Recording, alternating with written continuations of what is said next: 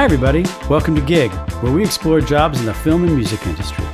I'm your host, Mike Redman, and today I'm talking with Rocco Hindman, the president and CEO of Sandra Marsh and Associates in Los Angeles. Along with his partners, Rocco represents some of the finest behind-the-camera talent in Hollywood.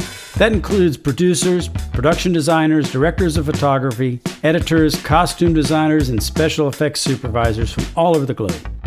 Rocco's very humble about what he does, kind of the opposite of a stereotypical agent Jerry McGuire type. When I first approached him for this interview, he quickly said, "Michael, I don't really do interviews. My job is to simply help my clients with their careers." Well, I finally nailed him down, and I'm happy to have him here with me today. So, Rocco, what a cool name, first of all. I mean, I expected you to be maybe a little, huskier, burlier Italian guy. Yeah, maybe a little bit. But is that your given name? It is. Yeah, it is my given name. It's on my birth certificate. It's, in the typical Italian tradition, I'm named after my grandfather, awesome. Who was an immigrant from southern Italy. That's really cool. Did I also notice in IMDb that you've worked on some films yourself? Yeah, I did. I went to film school, and as part of that, of course, I made short films. And some of the short films that I made were lucky enough to be featured at festivals and win an award or two. So shortly after film school and IMDb really started to pick up, everybody started putting their short film credits, online. So I directed short films, I produced some short films, and I also did some sound and audio work. So for our listeners, would you just kind of explain what an agent does? Yeah. I can only speak, of course, from the point of view of the type of representation that I do. So an agent really is a facilitator. We're there to try to find work opportunities for our clients. In my case, it's the people who work behind the camera. So cinematographers, production designers, costume designers, editors, visual effects people, and some other miscellaneous categories. But we're representing what we call the below the line crew. So all of the production department head types of positions. And so the job of an agent representing those people is to try to expand their network, to introduce them to decision makers and filmmakers, to get them in the room for a meeting so that they can present their ideas for whatever project they're being considered for. And then hopefully they receive an offer for the job. The agent at that point, if we all want to move forward, negotiates the deal terms. These are freelance positions. So every job is a self-contained agreement. So the agent would negotiate things like salary and travel and credit, perhaps, all of those perks that one might get, some of the important details that have to be worked out in order to for everybody to move forward as expected. And we're there as well throughout that process to help mediate if there are issues, to keep everybody honorable to the agreement that was made, our client as well as the filmmakers. We negotiate the terms of the contract, and we also oversee the drafting of a contract that comes after that. So, we all reach a verbal agreement. The client often has to start before the paperwork has even been drafted, and we spend time going back and forth with the company to make sure that the contracts reflect what everybody thinks they agreed to. And then, we sort of make ourselves available as issues come up. If there's something that isn't going well, we're there to negotiate, or not negotiate necessarily, but to mediate, to step in and help resolve problems if there are any. And then the process really just begins all over again as the client becomes available for another job. So it's cyclical in that way. Thank you. That's a great explanation. I have to say that I imagine that most people don't have any idea everything that's involved in what you do. It's interesting. I talked to somebody very recently that said, I wouldn't be here today if it wasn't for my agent. Oh, that's a nice thing. My career didn't even start to take off until you said in the beginning, is expand their network. And because the opportunities out there, right? They don't call up a DP that's kind of unknown and say, hey, do you want a job? Not very often. They call an agent that says, I have X dollars this time. Do you have somebody that's, kind of just starting off and wants some more credit and, and you have this network already set up. So right, it's awesome. Right. No, So you can only get so far usually with your own network. I mean, if you're a creative person, it's hard to be out there advocating for yourself and looking for the next job when you're working. So it's good to have somebody who has the time and the resources to do that for you. Because it is a freelance world, people tend to like to stay employed and go from one job to the next if they're lucky enough. And it's good to have somebody who's out there doing that for you so you don't have to think about the next job while you're still working on the current one. it's a basic business rule, which is when you're working, you're not marketing. So the agent is sort of your marketing team, right? Yeah. To keep making sure that you continue to work, right? Ideally, yep. Along that same line, say I'm an editor, a DP, producer, or somebody that is below the line crew that you work with. When should I start looking for an agent? You know, I speak at film schools on occasion, and I get asked this question a lot by the soon-to-be graduates.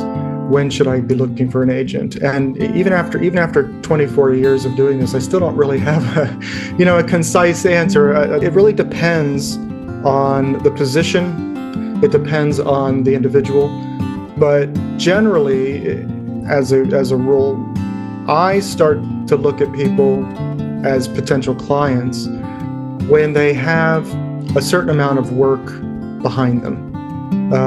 When there's, an agent has to sell their client, for lack of a better word, to people who don't know who they are, people who may not be familiar with their work. So in doing that, I need something that I can use as my hook to grab their attention. And that's usually a production of some, whether it's television or film, that's received some type of recognition. It's either been well received by audiences, or maybe it's been nominated for an award, or it represents a clear step forward in this person's career, where we know now that they have gone from that jobbing part of their career to actually being in a position to maybe have choices. They've demonstrated a level of expertise, a level perhaps of creativity that would be of enough merit to grab the attention of producers and directors. So, usually somebody would have a few credits behind them, either TV or film, depending on what their career path is to be, whatever they want. So that's usually what we're looking for, is something that shows that the person has proven themselves in the capacity of the department head. They've shown their creative expertise to be something that we could market, and that we feel a client that we can make progress for. It's always important for us if we take on a client, we want to know that we can do something for that person, that they don't sign with us and then sit on the sidelines.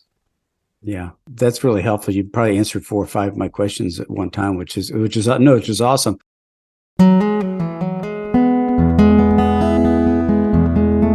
What should I look for in the agent if I have all of those things? If I have the credentials, I have some credits, maybe I have some accolades, and I come to you, what should I be looking for in an agency? Often when people approach us, they've come to us through a referral. Maybe somebody that they've worked with is either a client of ours or somebody that we've worked with often, producers, studio executives, maybe sometimes directors. And they're coming to us on a word of mouth. And I suppose that's always an important thing for anybody who's looking to start a new professional relationship, is to find out, what do people say about that person? What's the general perception of that agent or that agency? And when we meet people, we rarely put pressure on them to sign. It's a get to know you meeting. We want to understand the person, where they've come from, where they want to go. And we always end our meeting by saying, you should meet others. You should get a sense for yourself of the differences that may exist between the different agents that are available to you, and form your own opinion. And I think, that's an important part of it. This is a relationship, and you want to feel that you could be a team together, that you're going to work well together. But I think, a good agent is somebody who is persistent. They are assertive. They're good at managing relationships and situations. An agent has to be firm and advocate for his clients without burning bridges. Sometimes problems do arise and tempers flare and people take things personally, and the agent is there to sort of smooth the waters, get to a resolution, try to preserve relationships on all sides. You also can't be somebody who is afraid of no, because we get no a lot, and you can't run from the first no that you get. So it helps if you're somebody who understands that you're not always going to get your way, your client's not always going to get their way, but hopefully the producers don't always get their ways either, and you find a happy medium. So somebody who can be assertive and knows how to push and how to manage the relationships for you.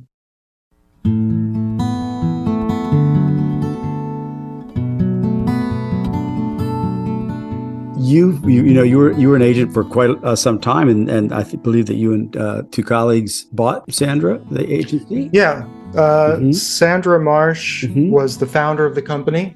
She started the agency in 1985. She was married to a production designer, a very accomplished production designer, who had many colleagues who were costume designers, production designers, cinematographers in the mid-'80s who did not have an agent. There wasn't really much of a presence of below-the-line agents at that point. It was more of a situation generally where people might be represented on a hip pocket basis, where an agent says, okay, if you need my help, I'm here for you, but maybe not taking them on as a full-time responsibility, not looking for jobs actively. So Sandra, after seeing her husband go through the process of being hired and negotiating his own deals, realized that there was a void to be filled. There was a need for somebody who's advocating for the department heads. So she started the agency on that basis, and began with a lot of her husband's colleagues who thought they could benefit from having somebody advocating for them. So, and she was with the agency for 30 years. She retired in 2015, and she had a choice in front of her. Do I just close the agency? Do I merge with some other company? Or do I try to keep it going with the people who have been with me up to now? So she fortunately chose the latter and offered to my colleagues and me the opportunity to buy the agency and continue it, and we took her up on it. Just on a kind of a personal note, how does it feel different to you to run the agency as being one of the agents? You certainly develop an appreciation for the complexities of owning a business. Yeah, when you're an employee, you think you understand what it takes to run a company and all that goes along with it, but you don't really fully appreciate how difficult it can be until you're in the seat, and you're no longer an employee who could come or go as you wish, but being the business owner, you have the obligation of making sure that the employees are happy and that they're compensated well and that they stay with you, and you build morale and that you can keep the doors open. So we have, of course, the financial obligations of keeping the company going. We've got the burden, if you will, of keeping the reputation of the agency strong, and all of those things come along with the ownership, which you don't maybe have to even think about when you're just an employee. Sorry, I had to ask you that question because I've been in that hot seat. I've been in that hot seat many times, and my partner and I went 3 months without our paycheck once to make sure that everybody else was eating. Yeah, absolutely. You become last in line financially to keep your business strong if you need to. Fortunately, we've been very lucky. The pandemic was a trial for everybody, every company, not just agencies. So that was really a test, but we've actually weathered a lot of storms quite well, and fortunately haven't had to make any painful decisions along the way, just some uncomfortable ones.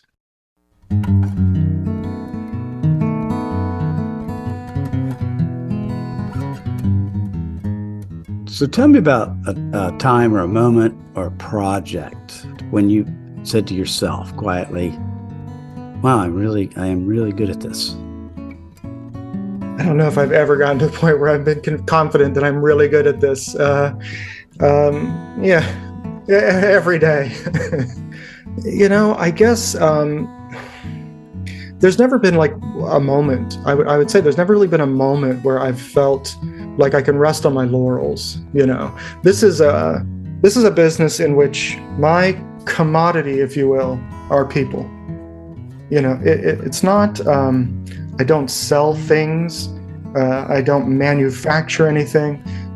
I deal in people, and so relationship building, relationship maintaining is always very important, and challenges come up every single day and every single week. So it's very tricky to ever feel like, I'm really good at this and I am very confident that I won't ever mess this up. But I think for me, at least, the moments that feel the best are when I know that I've played an important part in a client getting an opportunity that didn't exist until now, whether that is a first feature film, whether it's a bigger budgeted project, whether it's a client getting an opportunity to work in a genre that they've been chasing and not had a chance yet to experience. It feels good because we're here trying to help people live their dreams, right? And that's a big burden. I mean, there's a lot of responsibility that comes along with that. And I like these people. I like these clients very much, and I believe in them. I wouldn't represent them if I didn't. And you really want to help them. You really want to give them those opportunities that they've been chasing, and you want to help open the doors to bigger and better things. So when we have an opportunity like that, when somebody gets that aha project, I did it, we all take a moment and pat ourselves on the back for a minute and say, wasn't that wonderful? And I'm so glad it worked out. And I'm happy that I was able to help, and I'm happy that you were able to secure the job. So I think those are they're small moments that feel big at the time. And you hope you have more of those than any unpleasant moments. Thank you. That's what, thanks for sharing that thought. That's a really good way to look at it. I mean, it is. I mean, there were moments for me when I wrote something and it wasn't really, I'm really good at this. It was, wow, that turned out better than I thought it was going to. And then the next day, you're back at it again, trying to do it again. So that's a great way to. Right. Yeah. And sometimes you take risks and you find that the risk paid off. Yeah. And you just say, whew, I didn't screw that up. And that feels like a little bit of a victory. And you see, and you say, okay, well, I guess I know what I'm doing after all, In the below the line crew, let's put it this way, in creative work in general, we age out, at some point, whether it's ad business and you age out at 30 or, you're doing something else. But what's the average length of a career for somebody in your business? I don't know that there is one. I mean, I feel like for some of these department heads, the life expectancy is like that of a Supreme Court justice. I mean, you go until you just can't anymore, right? I mean, there have been production designers and cinematographers and editors who have worked into their 70s, 80s, and continued to do great work. So I think for people who love what they do, there's no expiration date, there's not a time limit by which you have to stop. I'm sure some people get to a point where they say, look, I'm getting too old for this. I don't want to be away from home this much. I don't want to travel as much. I don't want the long days.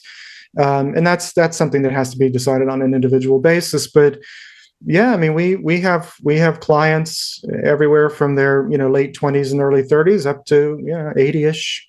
And I think it's, thankfully not. But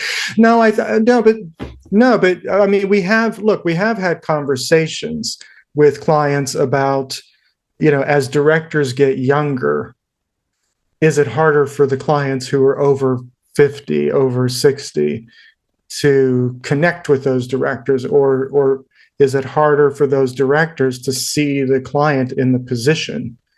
Will they connect with the directors vision or vibe, so that happens. We have those conversations, and it's anyone's guess as to whether that matters in a particular case.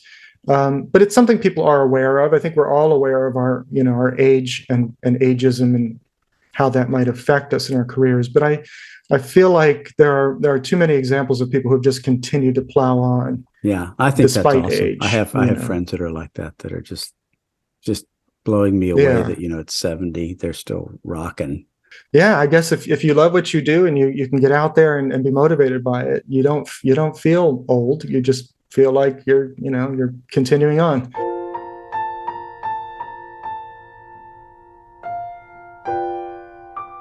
Do you have a nice, what you would call comfortable work-life balance doing what you do? Oh, wow. I don't know if it's easy to have a comfortable work-life balance. This is the kind of job that isn't just 9 to 5, Monday through Friday, especially when you represent people all over the world. It might be a holiday here. It's not a holiday over there. It's nighttime here. It's morning there. I don't think I've probably had a vacation in the last 2 decades that didn't involve answering the phone and returning emails and maybe even negotiating deals. So it's tough. I mean, you find your way. You hope that, more than anything, you hope that your family is patient and understands and goes with the flow. And that's a tough sacrifice sometimes when you go to a family event and you get pulled away by the phone, and you're trying to be aware of the needs of both sides, and you're in the middle and you're doing what you can. But I don't think really anybody is disrespectful of the need for personal time and personal boundaries and that. But when a deal has to be made and the client has to start work on Monday, people don't really care that you're on vacation, and they need what they need, and you understand that they need what they need, and you do your best. So you just you try to manage all sides at the same time, but it can be tough. I mean, I think it's like any high-level professional job. What's changing do you see the most in the film and TV and streaming media world these days? Is there more media being produced? Does it bring more work to the agency business? What are your just general thoughts about where everything's headed these days? Well, I do think that the pandemic was a major factor in the explosion of streaming media. People stopped going to the movie theaters. Movies were made, they needed to be released. A lot of them went to the streaming channels. People were locked in their homes. They wanted to be entertained or informed. They turned to their cable companies, their streaming outlets, and so on. And I think that that's going to have some long legs. I think that will affect the industry and how people receive content and how they choose to see movies. It certainly has resulted in, and this started really before the pandemic, but the explosion of streaming outlets has resulted in a boom in production, the number of productions that get made. We obviously hope that the quality stays good, and sometimes quantity and quality are not hand in hand. But it has created more work opportunities. It has given people opportunities to climb the ladder a little bit more. As availabilities are fewer, companies are forced to look to people that they might not have looked at first in line. So it's given people an opportunity to do projects that they hadn't been considered for before, to jump into television when they might have been living in the feature film world for a while, so I think there are pros. I am worried about potential cons, like people don't go to the movies as much anymore. We have 50 and 60-inch high definition and 4K televisions and nice quality audio at home, and that's very comfortable, and it's affordable, and it's on demand.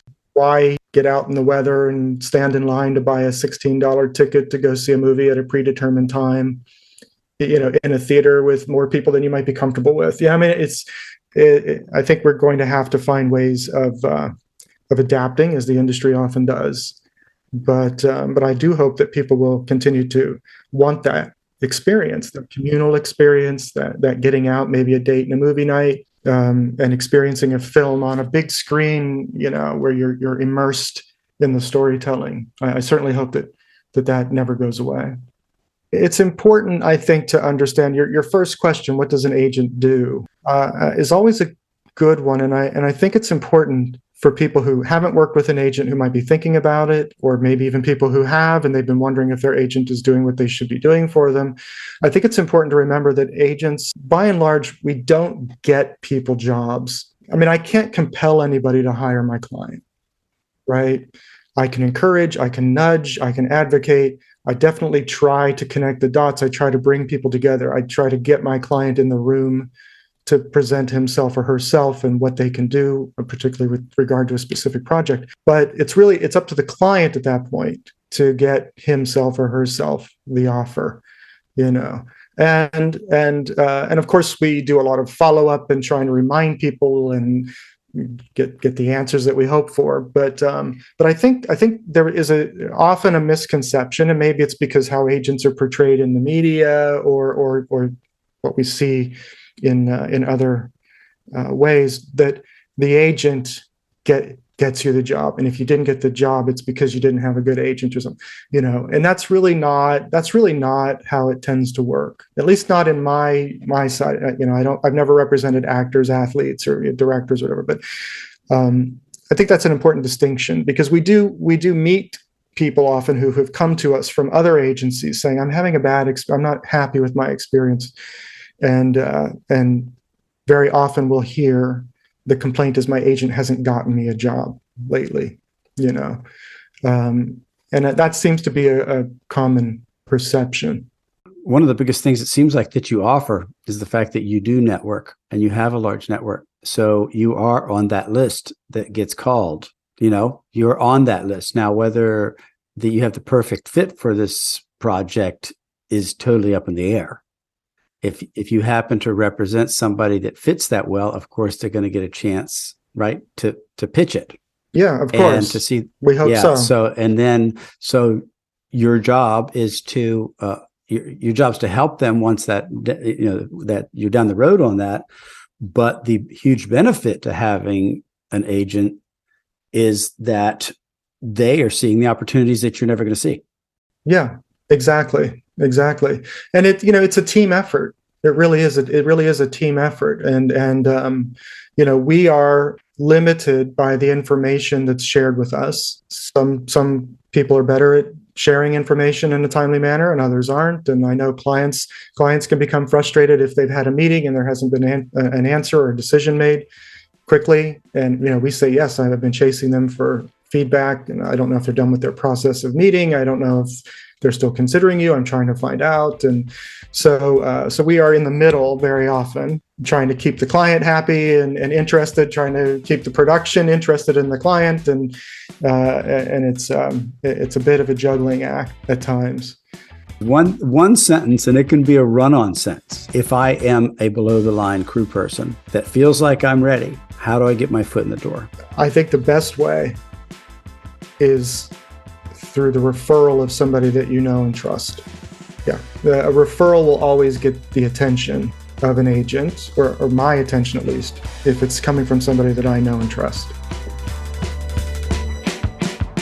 Theme music for Gig with Mike Redman was composed and produced by Other Animal. Thank you for joining me today for another episode of Gig with Mike Redman. If you like what you heard, I'd ask that you subscribe and like us. And finally, if you have questions about a job or ideas for an episode, contact me at gigwithmikeredman@gmail.com. Until next time, I'm Mike Redman, signing off.